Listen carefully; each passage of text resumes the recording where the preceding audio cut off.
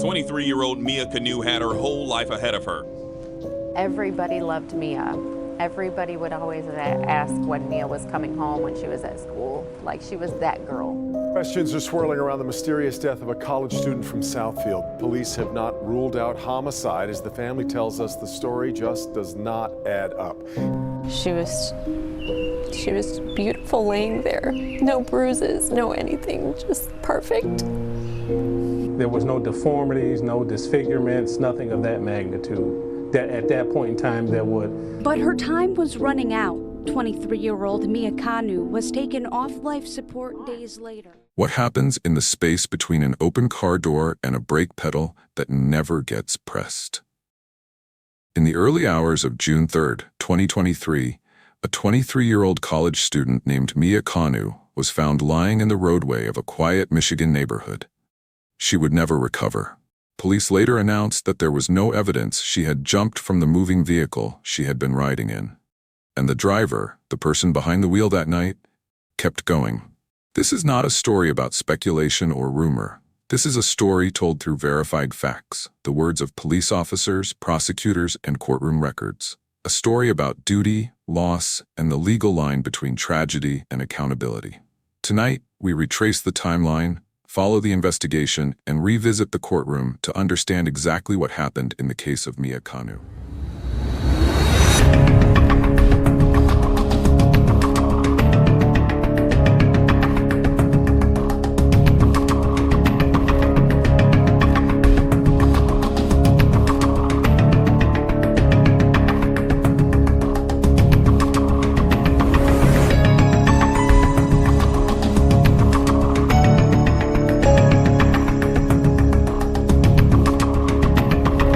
Mia Amilia Kanu was born in Lansing, Michigan, on January 25, 2000.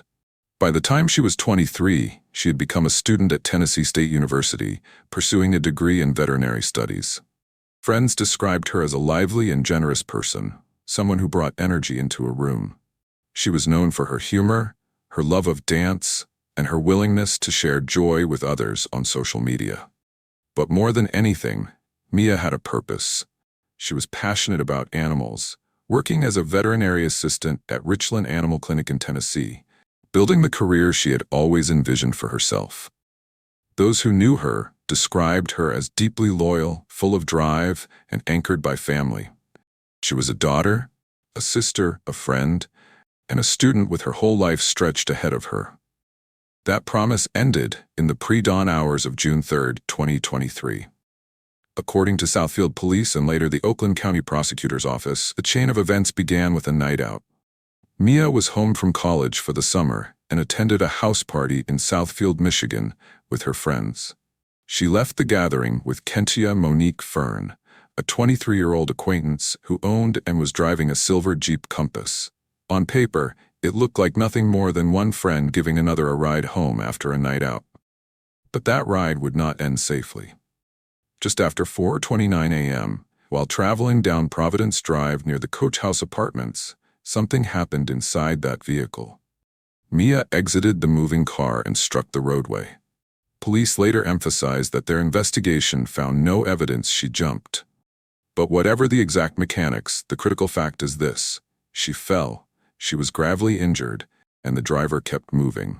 At 4:32 a.m., just 3 minutes after Mia hit the pavement, a passerby driving through the complex saw her lying unresponsive in the roadway and called for help. By 4:35, Southfield police officers had arrived and began life-saving measures. Within minutes, paramedics joined in, stabilizing her enough for transport to Providence Hospital. She was alive, but the injuries were catastrophic. She would remain in critical condition for several days. Her family would later say that by June 6th, her body could no longer recover. Mia was officially declared deceased. For a time, she remained on life support because her family knew her wishes. Mia was an organ donor. Through the Gift of Life program, her organs were donated, including one that went to save the life of an infant. Even in her death, Mia left behind a legacy of giving. But the focus of investigators was not just on her tragic fall. It was on what happened immediately after. Police Chief Elvin Barron later spoke to the press, and his words echoed what many in the community could not understand.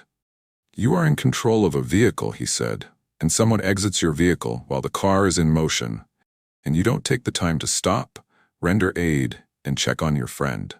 What kind of friend is that?" Instead of calling for help, instead of pulling over to see if Mia was alive, investigators say Kentia Fearn drove away. What did she do instead? She went to a Detroit police precinct, not to report her friend's fall, but to complain that her boyfriend had taken her phone. This detail shocked the public when it was revealed. It set the stage for the legal battle to come. As the investigation unfolded, detectives worked the scene carefully. They used 3D imaging to reconstruct the roadway, gathered tire impressions, and collected blood swabs. They secured video from nearby apartment complexes. In that footage, investigators later explained, Mia could be seen falling from the silver Jeep SUV as it moved down Providence Drive. Police also pointed to evidence inside and outside the vehicle. Vomit near the doorframe and in the roadway, suggesting Mia may have been trying to throw up when she lost her balance. Toxicology reports later confirmed alcohol in her system. Importantly, police repeated that there was no evidence she jumped, directly countering an early rumor that spread online. This distinction matters because speculation could lead to theories about intent or foul play that investigators said were not supported by evidence. What was clear, and what the law could address, was that she had fallen, she was severely injured, and the driver kept going. By September of 2023, 3 months after Mia's death, prosecutors brought charges. On September 19th, Kentia Monique Fearn was arrested. The next day, the Oakland County Prosecutor's Office announced the counts: leaving the scene of an accident resulting in death, a felony punishable by up to 5 years in prison and a $5,000 fine, and operating while intoxicated, a misdemeanor punishable by up to 93 days in jail. It is important to understand what these charges meant. Prosecutors did not attempt to prove exactly how or why Mia fell. Under Michigan law, they did not need to. The felony charge does not hinge on intent or causation of the fall. It hinges on the driver's responsibility to stop, to render aid, and to call for help. In other words, the crime was not what led to Mia's fall, but what followed: the decision to drive away. This legal approach is common in cases where prosecutors cannot establish the precise mechanics of an accident, or when witnesses give conflicting accounts. It allows the justice system to focus on the provable act, leaving, to some, that distinction felt unsatisfying. To others, it was a way of ensuring accountability in a case where certain details may never be fully resolved. For Mia's family, the filing of charges was a first step towards some form of justice. At arraignment, bond was set, with conditions including no contact with Mia's family. Reporters noted that Fearn appeared in court without outward emotion. In public commentary, Mia's mother expressed cautious relief, saying she hoped that more facts would come out in time. From there, the case moved toward resolution. For more than a year, the legal process wound through its steps until December 13, 2024. In an Oakland County courtroom, Kentia Monique Fearn entered a plea of no contest. In Michigan, that plea means a defendant does not admit guilt but accepts conviction and sentencing as if they had pled guilty. The judge sentenced Fearn to 90 days in jail and 3 years of probation. 90 days, a sentence far shorter than the 5 years the statute allowed. For some, that sentence was shocking. For others, it was a reflection of what prosecutors felt they could prove and of standard sentencing practices for first-time offenders in similar cases. But for Mia's family, it was another layer of grief. Their daughter was gone, her life cut short, and the driver faced only months behind bars. The climax of this case was not an explosive courtroom revelation or a surprise witness. It was the reading of a sentence that many in the public felt fell short of justice. 90 days. 3 years probation. And with that, the case of People v. Fearn was closed. The legal system had spoken, but questions remained. Why did Mia fall? Could she have been saved if help had come faster? Why did her driver choose to keep going?